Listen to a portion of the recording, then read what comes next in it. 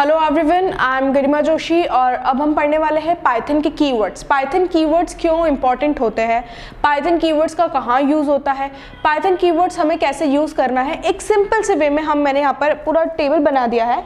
इसके थ्रू आपको एक सिंपल हो जाएगा कि कोई भी चीज़ false, class, finally, is and written. अब सबसे फर्स्ट क्वेश्चन अराइज होता है कि मैम फॉल्स, क्लास, ये सारी चीज़ें क्या होती है। तो मैं आपको एक एक करके एक एक चीज़ इंट्रोड्यूस करवाती हूँ कि ये सब चीज़ें क्या होती है। मोस्ट प्रोबेबली होता है क्या है कि फॉल्स हमारा क्या होता है, एक स्टेटमेंट होता है जब भी कोई भी चीज़ हमारे पास क्या हो जाती है, फॉल्स में रहती है। सपोज मैंने लिखवाया कि 3+4, यहाँ पर मैंने डिजिट्स नहीं दिए 3+4। अब मैंने या फिर सपोज करो मैंने एक ऑड इवन का प्रोग्राम बनाया जिसके अंदर मैंने बताया है कि जितने भी इवन डिजिट्स होगी उसके अंदर वो ट्रू बताएगा और जितनी भी फॉल्स डिजिट, जितनी भी ऑड डिजिट्स होगी उसके अंदर वो क्या बताएगा, फॉल्स बताएगा। ठीक है, ये चीज़ मैंने क्या कर दी, क्लास डिफाइन कर दिया।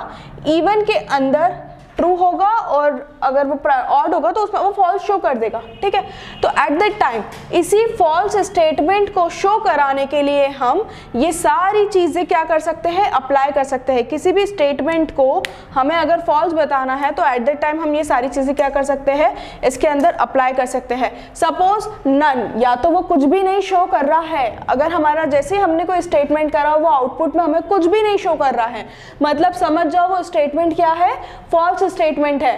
अगर ये होने के बाद वो स्टेटमेंट क्या कर रहा है, ट्रू नोटिफिकेशन दे रहा है। True notification in the sense कि आपने गलत स्टेटमेंट डाला है उसके बाद भी वो आपको क्या कर रहा है, ट्रू नोटिफाई कर रहा है। दैट मीन्स कि वो क्या शो कर रहा है, गलत चीज को बता रहा है।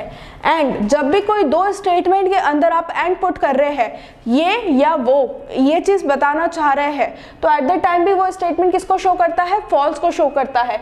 तो फॉल्स के क्लास के अंदर ये सारी चीजें जो है वो क्या होती है, इंक्लूडिंग होती है। सपोज ब्रेक, अगर हमने कोई स्टेटमेंट लिखा, उस स्टेटमेंट को मुझे ब्रेक करा के उसके नीचे मुझे अनदर स्टेटमेंट लिखना है तो वो मेरा क्या कहलाएगा, ब्रेक स्टेटमेंट कहलाता है। अब उसके बाद हम बात करते हैं क्लास की, कि क्लास क्या होता है।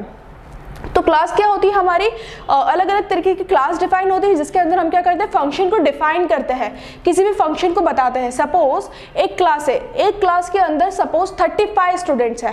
ठीक है, अब क्लास किसकी है, सपोज 6 क्लास है, 6 क्लास के अंदर कितने स्टूडेंट्स हैं, 35 स्टूडेंट्स हैं। तो जो 35 स्टूडेंट्स हैं वो हमारे क्या कहलाते हैं, वेरिएबल्स कहलाते हैं। जो 35 स्टूडेंट्स हैं वो हमारे क्या कहलाते हैं, जो हम कोड लिखते हैं वो। लेकिन उन सारे बच्चे वो मेन किस में आते हैं, 6th क्लास में।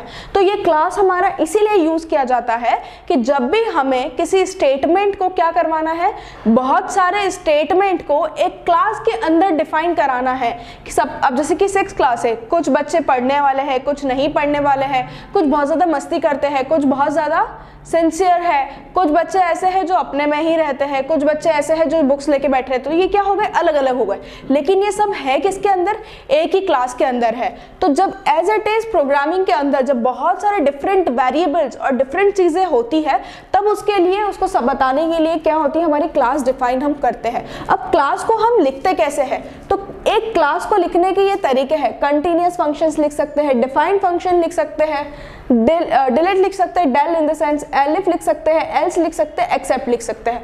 तो ये सारी चीज़ें हम क्या कर सकते हैं, क्लास के अंदर डिफाइन कर सकते हैं किसी भी फंक्शन को शो कराने के लिए। ठीक है, अब उसके बाद फाइनली कोई भी हमें रिजल्ट है, उस रिजल्ट को क्या कराना है, हमें एट लास्ट शो कराना है कि वो चीज़ है क्या। तो उसके लिए हम क्या कर सकते हैं, फॉर यूज कर सकते हैं, फ्रॉम यूज कर सकते हैं, global, if, import and in, ये सारी चीज़ें हम किस में यूज करते हैं, फाइनली कीवर्ड्स में यूज करते हैं। ये चीज़ मैं इसलिए लिख रही हूँ क्योंकि ये मोस्ट प्रोबेबली एग्जामिनेशन में पर्टिकुलर कीवर्ड्स नहीं पूछे जाते, लेकिन जब एग्जामिनेशन में प्रोग्राम आते हैं वो प्रोग्राम के लिए क्या किया जाता है, ये चीज़ पूछी जाती है।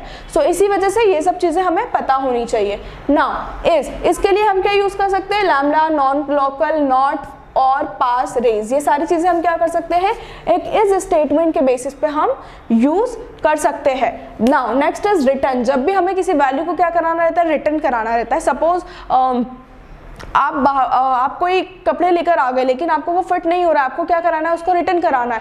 तो at the time as it is value के प्रोग्रामिंग के अंदर भी होता है कि कोई वेरिएबल आपने क्या कर दिया है, इंपोर्ट करा दिया, लेकिन उसको आपको क्या कराना है, रिटर्न कराना है। तो उसके लिए आप क्या कर सकते हो, ट्राई, व्हाइल, विथ और ये सारी चीजें क्या कर सकते हैं, यूज कर सकते हैं। तो ये हमारे पाइथन के इंपॉर्टेंट कीवर्ड्स होते हैं जो एक प्रोग्राम को कंप्लीट करने में हेल्पफुल देते हैं। नाउ नेक्स्ट हम बात करते हैं identifier and variables. Most probably in दोनों के बारे में हम नेक्स्ट वीडियो के अंदर डिस्कस करने वाले हैं कि क्या है, लेकिन एक शॉर्ट इंट्रोडक्शन में तुम्हें यहाँ पे बताना चाहती हूँ आइडेंटिफायर और वेरिएबल्स क्या होते हैं। आइडेंटिफायर्स जो किसी भी प्रोग्रामिंग लैंग्वेज को, एक पर्टिकुलर स्टेटमेंट को आइडेंटिफाई करता है कि उसके अंदर क्या चीज इनपुट है क्या नहीं है, तो वो हमारा क्या कहलाता है, आइडेंटिफायर कहलाता है। और वेरिएबल इन द सेंस कि A to Z numerical variable जब हम यूज करते हैं वो हमारा क्या कहलाता है, वेरिएबल ही कहलाता है। तो ये दो चीजें हैं जो मोस्ट प्रोबेबली हम नेक्स्ट वीडियो में देखने वाले हैं। इस वीडियो का मेन था Python keywords. I hope so आपको पाइथन कीवर्ड समझ में आ चुके हो और ये पाइथन कीवर्ड्स हम यूज करते हैं। So and identifiers and variables है, तो आइडेंटिफायर एंड वेरिएबल्स के बारे में आपको नेक्स्ट वीडियो के अंदर इंट्रोड्यूस कराने वाली हूँ। सो आई होप सो आपको मेरा ये वीडियो पसंद आया हो। सो प्लीज मेरी इस वीडियो को लाइक एंड सब्सक्राइब कीजिएगा। Thank you so much for watching our channel. Thank you so much guys.